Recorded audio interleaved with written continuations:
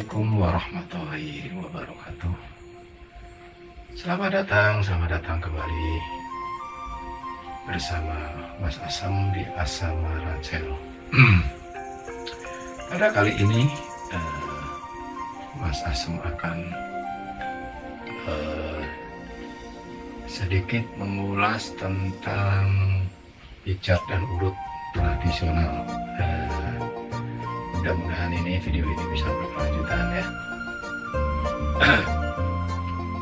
Untuk yang belum subscribe, silahkan subscribe, kasih komen dan jempolnya supaya channel ini bisa berkembang dengan baik.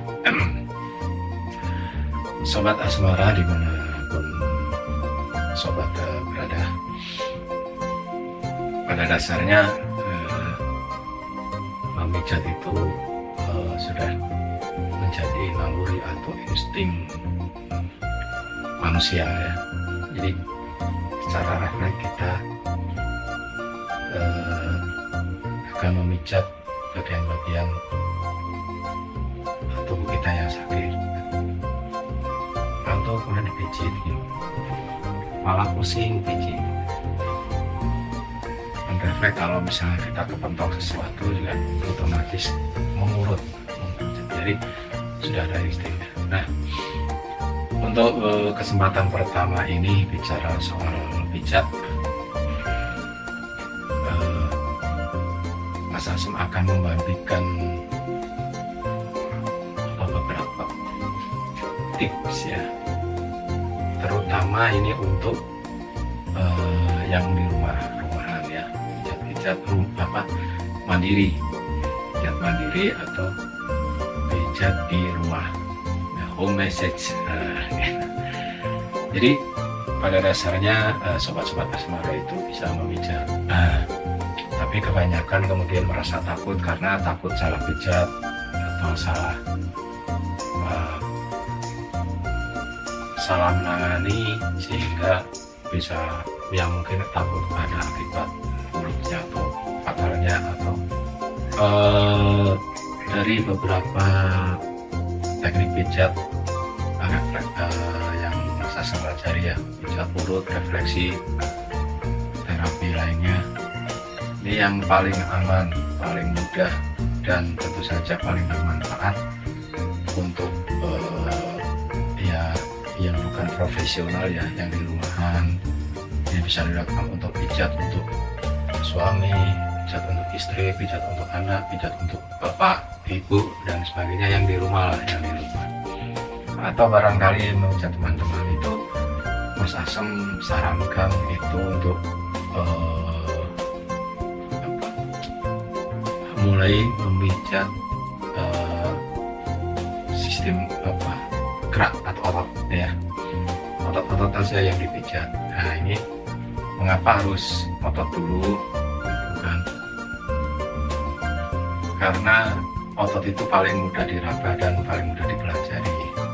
Jadi efek sampingnya juga sedikit, nggak usah takut salah pijat atau salah urut. Jadi otot itu mudah ya, mudah karena kita bisa merabanya, kemudian sangat mudah dipelajari karena bisa langsung ke diri kita dulu. Ini jari-jari, jadi sistem otot, struktur otot itu mudah dipelajari dan besar manfaatnya. Nggak usah takut salah pijat.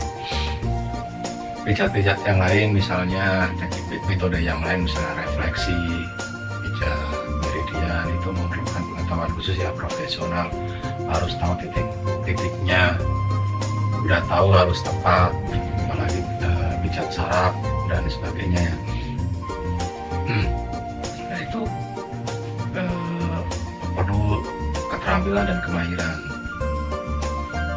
sehingga itu boleh dilakukan oleh para profesional. Jadi prinsipnya itu menyeimbangkan energi di dalam tubuh.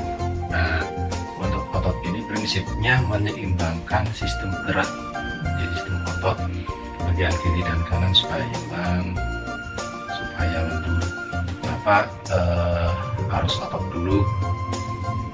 Mas Asem juga melakukan pijatan-pijatan sebelum melakukan refleksi, kapretan, sendok dan semacamnya itu.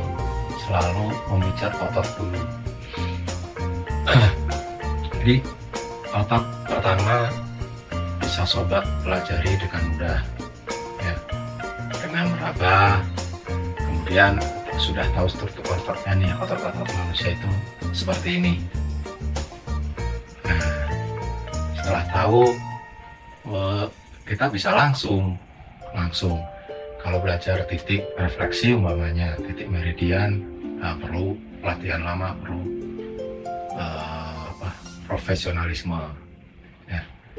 Tapi pada dasarnya ketika otot-otot itu sudah kita lenturkan, sudah kita reposisikan ya normal kembali,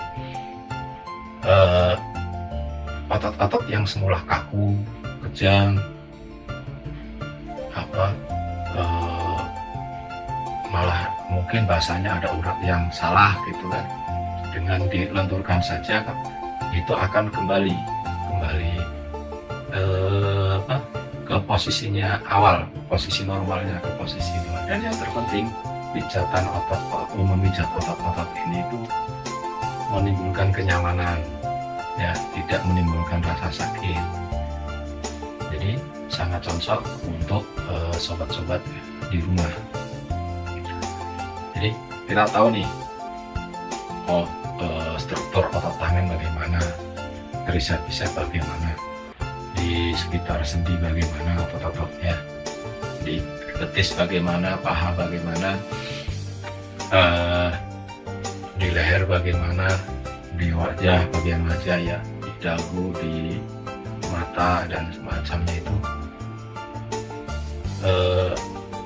bisa kita praktekkan secara langsung itu, dan sangat aman, sangat nyaman, dan sangat istilahnya bermanfaat. Dengan kondornya otot-otot itu akan merilis rasa sakit, jadi melepaskan orang lain dari bagian per bagian. Biasanya dari kaki dulu. Nah, lihat ini otot-otot kaki, strukturnya begini nih, cara memijatnya nanti bagaimana. Kemudian struktur otot-otot paha begini, otot perut begini, otot-otot tangan begini, nah, otot punggung begini, otot-otot dada bagian depan ya, otot belakang itu, terus otot-otot wajah. Struktur itu, nah, setelah kita lihat, dan pasti mudah kita pelajari karena mudah diraba sama kita. Nah, bagaimana tekniknya? Nah, ini untuk pertama-tama kita bantu dengan minyak ya, yang boleh minyak apa saja yang penting licin. Jadi ini, tapi bagusnya yang hangat karena akan melenturkan otot, membantu melenturkan otot.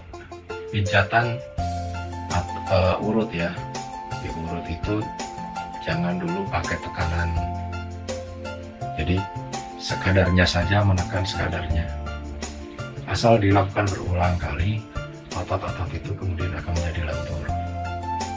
Nah, sebetulnya rasa sakit, pegal, rasa sakit, bahkan ada yang susah berjalan, tangan sudah susah digerakkan, kemudian kesemutan dan semacamnya,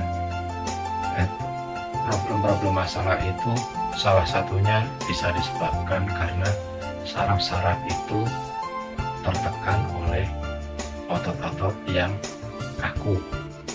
Kekakuan otot menimbulkan rasa sakit.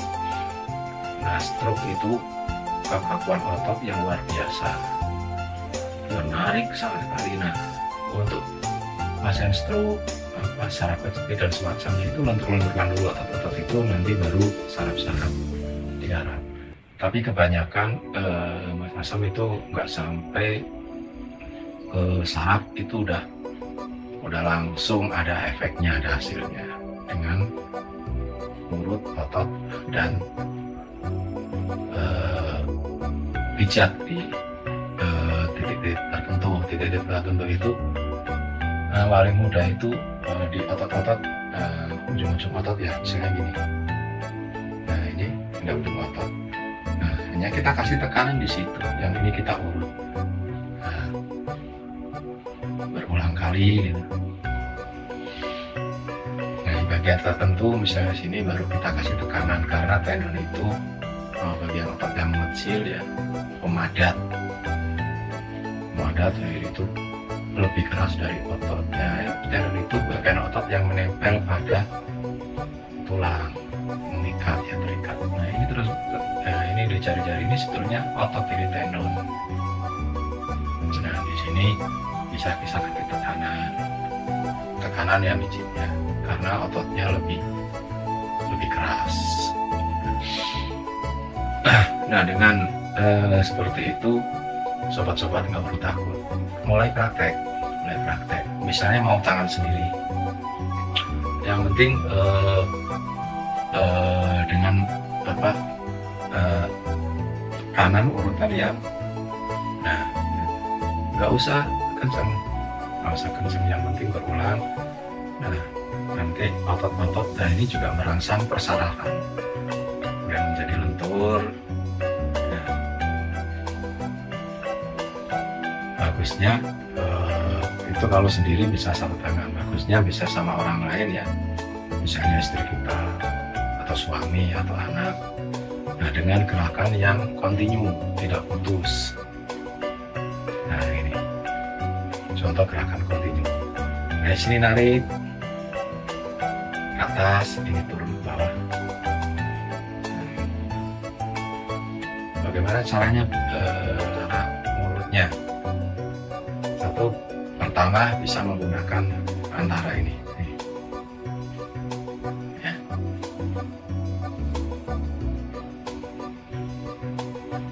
Nah, ini untuk otot-otot yang besar, otot betis, paha, dan semacamnya, yang bisa ini. Bisa 2 tangan. Gantian.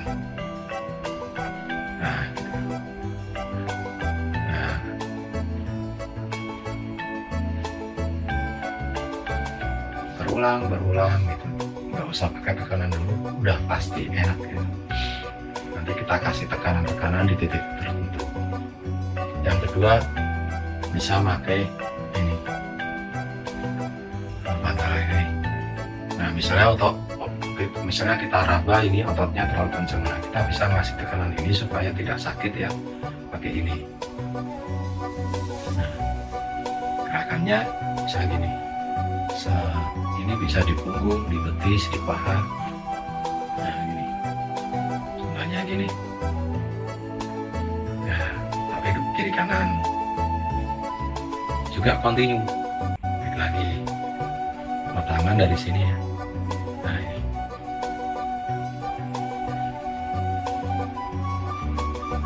tarik lagi, naik turun kontinu, jangan putus-putus.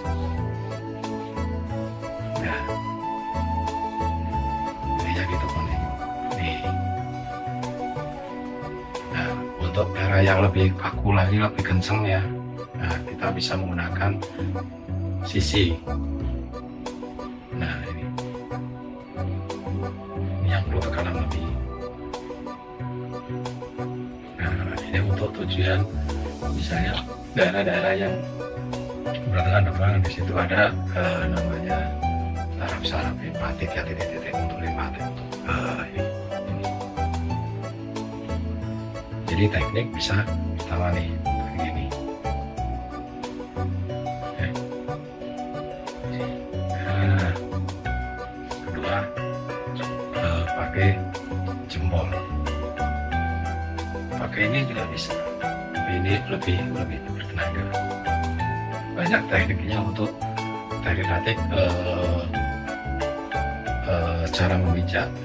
Nah, tapi pada dasarnya itu sudah cukup. jempol, kemudian pemgetaran, digetarkan. Terus sakit tenaga, getarkan, sampai getaran. Ini untuk merilekkan. Jadi di awal dan akhir itu kita rilekkan. Ininya yang gerak. Nah, misalnya punggung bisa pakai getaran. Di kaki, di telapak kaki, di punggung, ya. Yang penting itu setelah kita tahu struktur otot, kemudian penjariannya ya, bagaimana memijatnya, pakai ini, nah, ini yang udah, terus pakai sisi untuk daerah-daerah yang misalnya yang sangat dekat-dekat tulang gitu kan. Kemudian untuk menekan, istilahnya untuk yang mengeluarkan tenaga lebih supaya kita tidak mengeluarkan tenaga yang besar, pakai itu. Banyak misalnya teknik-teknik pijitan, misalnya pakai ini, pakai sutun, pakai dua. Misalnya untuk pijat telapak tangan, jarang yang memijat telapak tangan yang melenturkan, kebanyakan direfleksi, dipijit. Tapi untuk sobat asmara, untuk yang pertama-pertama belajar serius atau nah, untuk sekedar untuk keluarga atau teman itu bisa mengulangi, digerakkan dengan jempol. Nah, jempol ini yang menekan, bukan ini ya, jempol ini yang menekan, nah ini yang menggerakkan, tekan, nah ini yang menggerakkan, nah itu telapak kaki, untuk punggung, untuk titik-titik refleksi gitu kan. Karena kalau kita menuju titik refleksi bisa salah, nah kita urut. Nah, setelah rentul, tapi umumnya setelah otot-otot itu lentur, kemudian saraf-saraf juga akan membaik. Nadi peredaran darah akan membaik. Nah, itulah kelebihan kalau kita memijat otot. Kalau kita memijat refleksi, otot-otot belum kita lenturkan, itu yang memijatnya itu bisa mengeluarkan tenaga sangat besar, kemudian belum tentu juga efektif karena jalan darah belum terbuka ya, masih ada sumbatan. Jadi makanya kadang ada kasus tensinya naik, jantungnya berdegup kencang karena balikannya itu kita paksa begitu padahal masih ada sumbatan. Merilekkan otot-otot saja itu tekanan pada saraf itu sangat jauh berkurang. Nanti secara alami saraf-saraf itu akan normal kembali. Yang tadinya sarafnya meradang bisa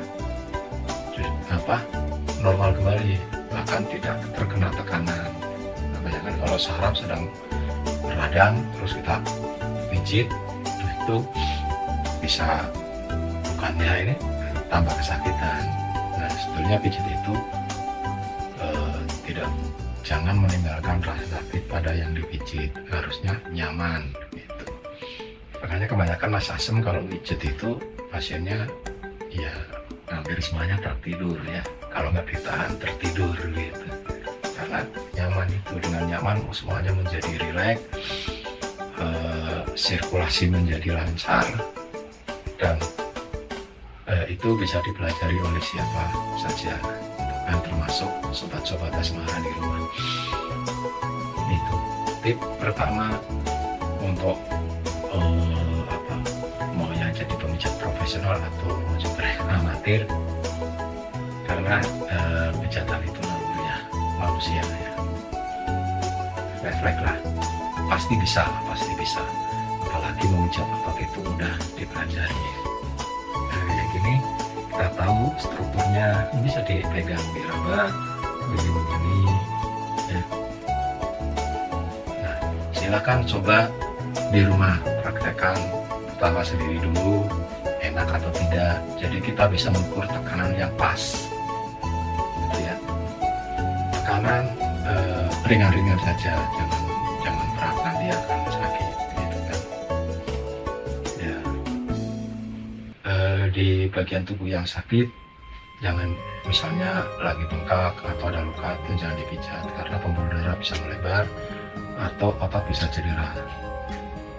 Nah, kalau menemukan otot-otot yang kaku, misalnya leher sangat kaku, itu bahkan jangan dikasih tekanan, cukup. Nah, gitu. Yang penting berulang-ulang. Nanti setelah lentur baru mulai kasih tekanan sedikit demi sedikit. Itu. Nah, ini pondok. Nah, itu. Di mata misalnya, karena bentuk mata itu ototnya bulat di sekitar matanya, kita bulatkan. Nah, gitu. Ini otot, ini dagu gini. Nah, semuanya bisa dipelajari dengan mengenal otot. Nah, setelah lama kemudian Anda percaya diri, bisa mijit orang lain, percayalah Anda bisa menjadi pemijat profesional karena Anda sudah bisa merasakan kemana bagian-bagian tubuh yang normal dan kemana yang tidak. Dari situ pasti akan berkembang dan pasti mengetahui, oh kalau begini itu harus begini, kalau begitu harus begitu. Itu saja untuk tips kali ini dari Mas Asem. Bagi yang baru bergabung, silahkan subscribe channel ini supaya bisa mendapatkan update video-video terbaru dari Asmara Channel. Oke, Mas Asem sudahi saja untuk video kali ini. Assalamualaikum warahmatullahi wabarakatuh. Salam aman, sehat sejahtera.